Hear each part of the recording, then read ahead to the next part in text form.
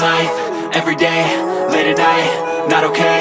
All I want, and I pray, all I need are some better days. Fuck me, I'm looking in the mirror, so foggy, but I've never seen clearer. I don't really think anyone can save me, and honestly I'm not really sure I want saving. I like to be my own worst enemy. There's no risk if you don't try at anything, so I'ma just keep buying everything. See you in the next life.